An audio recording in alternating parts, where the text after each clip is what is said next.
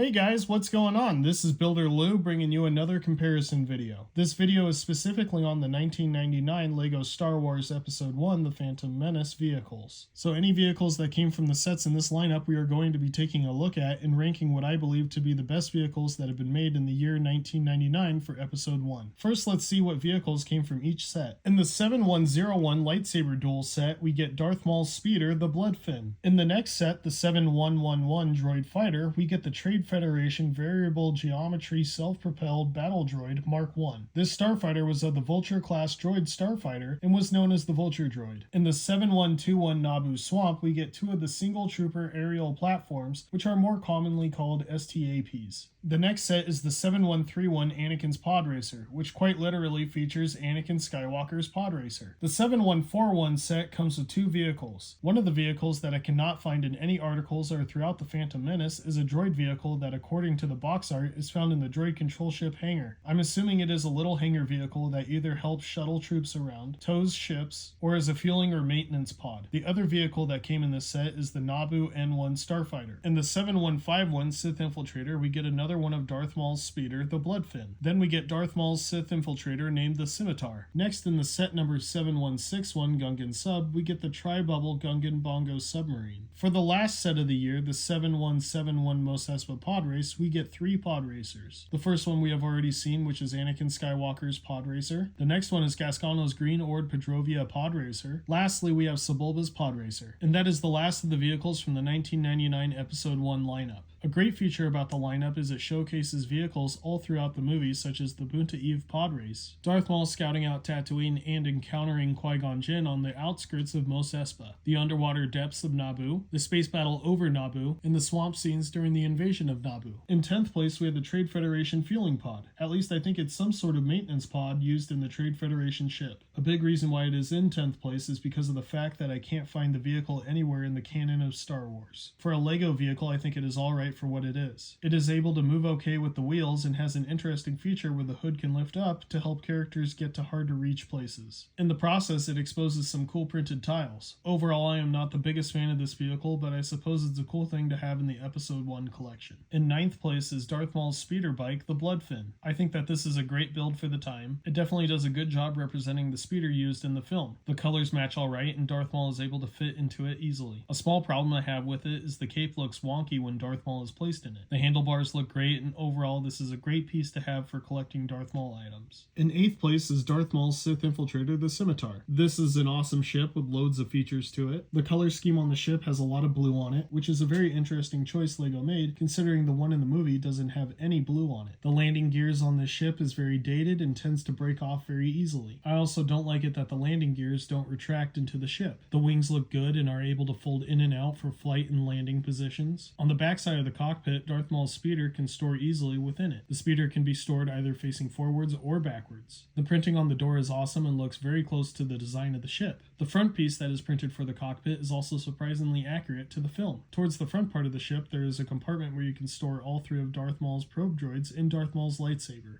I think that this is a very cool feature of the ship. Lastly, a cool feature of the ship is the wings can be detached by two sections, and the front hull of the ship can be detached, making the ship easy to transport if it needed to be moved. Overall, I am a big fan of the ship, but with the design and the coloration, it is not exactly accurate. In 7th place is Anakin Skywalker's Pod Racer. This is a fantastic pod, but it does have a few flaws to its accuracy. The Pod Racer's energy arc is orange instead of purple. This is a little bit of an annoying overstep by LEGO. Anakin's air swoops easily pop off if you bump them or move them. The sand centering that serves as the foundation for the Pod Racer is fairly off-putting. It does not do that good of a job that it was intended to do by blending in with the background. The control pod looks really good and is fairly accurate to the film. The color scheme is awesome and the control sticks that Anakin uses is pretty solid. There's also a storage compartment for this pod too. Overall, I am very happy with this pod and I think it adds a lot to this collection. In 6th place is Gascono's Green Ord Pedrovia Pod Racer. This is an awesome pod racer representation. From the color to the design, it matches the film pretty closely. Like Anakin's, this pod racer has a sand foundation, which as the pod racer gets bigger, the blending works even less. The energy arcs are orange and not purple, which which does hurt the accuracy of the pod racer. The engines themselves are large and look just like the ones in the film. It has a cool feature where the vents can open up and a saw comes out to attack other pod racers. The control pod is built really solid and holds Gasgano really well. He even has a headrest built into the pod. Also, it's very cool that there are printed tile designs added to the pod. Overall, this is a fantastic pod racer. In 5th place is Sebulba's pod racer. This pod racer has the same issues where the sand foundation is off-putting and the energy arcs are orange. This is a very large pod racer, and in terms of representation, this pod racer matches scaling very closely in my opinion. A cool feature of the engines is that they can fold in and out for storage. Another one is that there are saws that are in the front of the engines that can be used to attack other pods. These saws can move in and out. The engine size is huge and the design of it is really accurate. It even has vents that can open up and expose the engine so it can cool down easier. There are vents that stick out all throughout the back part of the engine. With the control pod, it looks really close to the film's version. I really like the chrome piece that's on the back of the pod and the saws that are on the side for attacking other pods. There are some great printed pieces that are on the pod that I really like too. Sebulba is able to fit into this pod easily and looks great in it. Overall, this is definitely my favorite pod racer in the lineup. In 4th place is the Naboo N1 Starfighter. I'm not the biggest fan of this version of the Starfighter because to me, for some reason, it looks like it is smushed. I feel like the body looks longer in the film. I think that the engines look great and get the job done. I think it's pretty cool that there is a printed piece on the side of the ship and the cockpit looks pretty great closed and open. It's super cool that the printed tiles are the same exact thing that's printed on the side of the actual starship. The control panel is perfect and Anakin fits great in the cockpit. I think from the front of the ship it looks really good and definitely a better representation of the ship. One of the main problems with the starship is the bottom torpedo. It sticks out like crazy and breaks off super easily. For the front part of the ship, it has green blasters, which I'm not a big fan of for the color representing what the gun will shoot. I think they should just put the blaster piece instead. However, even with all of these flaws, I am very happy with this ship, but it could definitely be improved. In 3rd place is the Trade Federation Single Trooper Aerial Platform. In terms of accuracy, this vehicle does a pretty great job. The battle droid is able to attach and drive the vehicle really well. The color is perfect, but the engines are not exactly the right color. I think that the clear support works and is still used today. I think that this is an awesome vehicle to have in the Episode 1 collection. In 2nd place is the Trade Federation Vulture Droid. This is a great representation of the droid from the film. The size of it is also spot on. The head is able to be in multiple positions, which both look great. However, the upper position is not exactly attached to the body, so it is easily knocked over. In the walking position, the droid looks pretty great and can be placed in multiple positions. The backside is interesting because it has thrusters on the back, but it kind of looks like brake lights. In the flight position, the droid can be placed in a flight phase or an attack phase. I think that the head of the droid looks so good and represents the droid from the film really well. Under the head, there is a printed tile, which even if it's covered, it's a great detail to have on the design. Overall, this is an awesome droid vehicle to have in any collection. In 1st place is the Gungan Tri-Bubble Bongo Submarine. This is a massive vehicle and they were able to keep it really accurate to the film. The vehicle has such an amazing setup, having the 3 bubbles that are just like the real vehicle. A problem with the cockpits is they can only fit 1 character per bubble, which is not how it is in the movie. In the film, all 3 characters were able to fit into the same bubble. The tail looks fantastic and moves really easily just like it does in the film. They even got the glowing orange bulb on the back of the Bongo. The cockpits are able to be opened super easily and the storage compartments are great and hidden on the vehicle. The back 2 cockpits have control panels, but the front cockpit doesn't have anything. Towards the back of the submarine, the engine bay can be opened up to expose the engines that are hidden inside. The first one is the jet that can be attached to the back of the front cockpit. The second is a small propeller engine that can also hook onto the back of the front cockpit. The ship can then be separated into 3 sections: the engine, the middle section, and the front cockpit. This is where you can add the propellers, the jet, and interestingly enough, the back engine. Overall, I think that this is definitely the best vehicle made in this lineup. All of these vehicles are very cool looking and I am so happy to have all of these in my collection. These vehicles range from such a variety of vehicles throughout the film of Episode 1. Overall, what a great lineup. I hope you all enjoyed this video. Leave a like and have a wonderful day.